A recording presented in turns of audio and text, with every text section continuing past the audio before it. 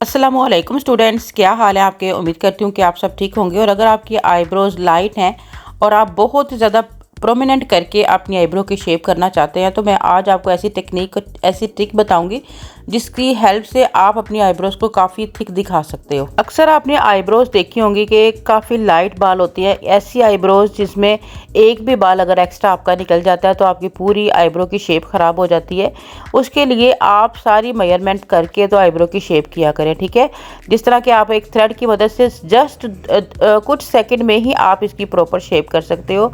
आपने अपने थ्रेड के ऊपर किसी भी आईब्रो पेंसिल ले लें या आप अपनी फाउंडेशन ले लें, किसी भी तरीके से जो है ना वो थोड़ा सा अपने धागे पे कलर लगा लें और उसके बाद आप इस तरह से जो है ना अपनी प्रॉपर शेप कर लें, ठीक है। इसकी प्रैक्टिस आप करेंगे, आप देखिएगा कि आप एक विदाउट प्रैक्टिस या विदाउट मेजरमेंट के जब जो आईब्रोज करेंगे उसमें कितना ज़्यादा डिफरेंस होगा। और जितनी ज़्यादा हमारी लाइट आईब्रोज होती हैं उतनी ज़्यादा अंदर थोड़े बहुत गैप्स भी फील हो रहे होते हैं, ठीक है। और इस तरह से अगर एक दो बाल भी हमारा एक्स्ट्रा निकल जाता है तो ऐसे लगता है कि जैसे हमारी आईब्रो की शेप टोटल ख़राब हो चुकी है। और जब भी मैं अपनी बिगिनर बच्चियों को ट्रेनिंग दे रही होती हूँ, ठीक है, तो उस दौरान में मैं उनको लाजमी से कहती हूँ कि सबसे पहले आप अपनी आईब्रो की शेप अपनी आई के अकॉर्डिंग, अपने फेस के अकॉर्डिंग जो है ना प्रॉपर उसकी मेजरमेंट करने सीखो, ठीक है। उसका आर्च डिसाइड करो, फ्रंट कहाँ तक रखनी है आपने, उसकी लेंथ कहाँ तक रखनी है, ये सब कुछ आप पहले से इमेजिन करके उसके बाद आप जो है ना जब अगर आईब्रो की शेप करोगे तो आप लोग बहुत अच्छे तरीके से ट्रेंड हो जाओगे। वैसे भी हमारी जो प्रॉब्लम आती है वो आईब्रोज को बनाने के दौरान ज़्यादातर हमारी प्रॉब्लम जो आती होती है फ्रंट से वो इवन नहीं दिख रही होती है, ठीक है। यानी कि नीचे वाली साइड से आईब्रोज की जो फ्रंट वाली साइड है वहाँ से बिल्कुल इवन आनी चाहिए, दोनों की स्पेस बराबर होनी चाहिए, दोनों का आर्च जो है वो बिल्कुल प्रॉपर होना चाहिए। जैसे यहाँ पर भी आप देखो कि फ्रंट से बाल इनके किस तरह के नज़र आ रहे हैं, गैप्स यहाँ पे कितने ज़्यादा फील हो रहे हैं। लेकिन अगर आप इस तरह से मतलब प्लान करके आईब्रो की शेप करोगे तो आप देखोगे कि आईब्रो इतनी खूबसूरत होंगी। आप यकीन करें कि आसमा की मैंने ये आईब्रोज की थी तो इसने कहा था कि ये पहले की आईब्रो की निस्बत डिफरेंट है। जो हम बिल्कुल अनदेखे बाल निकालना शुरू कर देते हैं धागा पकड़ के और एक पूरा प्लान करके जो काम करते हैं ये तो आपको पता है कि वो ज़्यादा परफेक्ट होता है। और अगर बाल लाइट हैं तो बिल्कुल अंदर अंदर जाकर आपने थ्रेड को यूज़ नहीं करना। जस्ट जो बाहर बाहर के बाल होते हैं उनको ही अगर आप नीट कर लोगे तो मेरा ख्याल से बिल्कुल इनफ होगा, ठीक है। और यहाँ पर आप देखें कि हमारी प्रॉपर बिल्कुल इवन शेप आ गई हुई है। यहाँ पर आपको थोड़े गैप्स फील हो रहे हैं लेकिन यहाँ तक हम अपने धागे को लेकर ही नहीं जाएंगे, ठीक है। और अब हम मतलब कि थ्रेड की मदद से जितने एक्स्ट्रा बाल हैं उनको आप पहले कट कर लें, उसके बाद अपने थ्रेड की मदद से आसानी से बालों को निकाल सकते हैं। दोनों की शेप में जो है ना एक जगह से थोड़ा सा आपको फील हो रहा होगा कि यहाँ ऊपर की साइड पर बाल कम है और सिर्फ यही डिफरेंस होगा बनने के बाद हमारी शेप में। अदरवाइज हमने पूरा मेजरमेंट करके इसको आइडिया कर लिया हुआ है, ठीक है।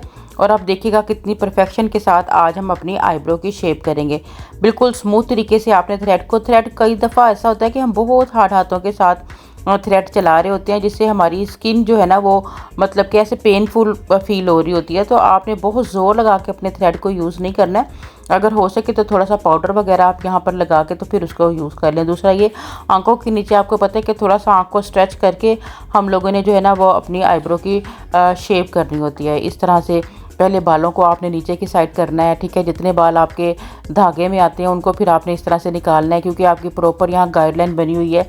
तो इससे ये होगा कि आप बड़ी आसानी से अपनी शेप को क्लियरली तौर पर जो है ना मतलब कि बना सकोगे।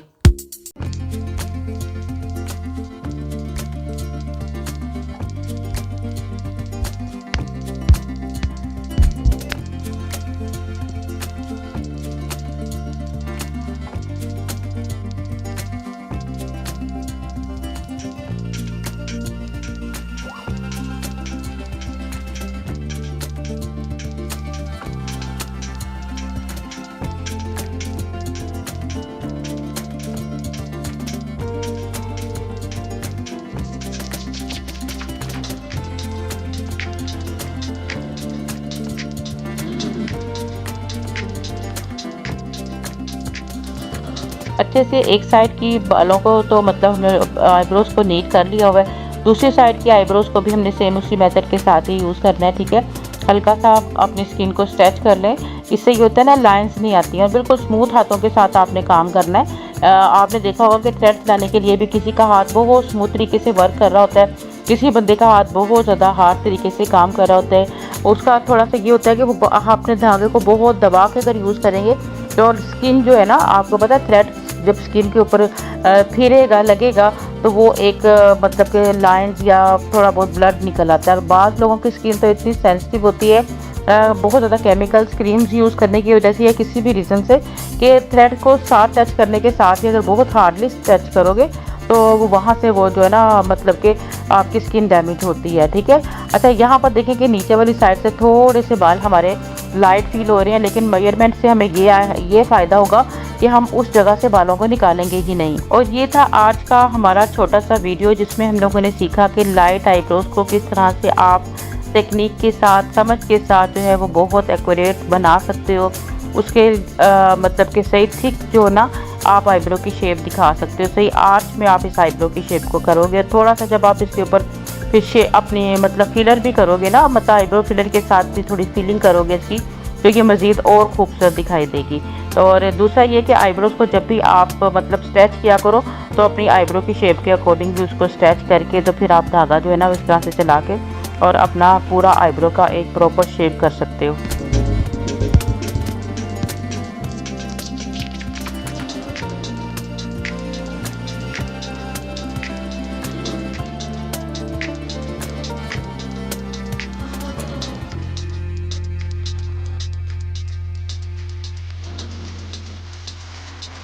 उम्मीद है कि आज का ये छोटा सा ट्यूटोरियल आपको बहुत अच्छा लगा होगा, लाजमी कुछ सीखने को मिला होगा।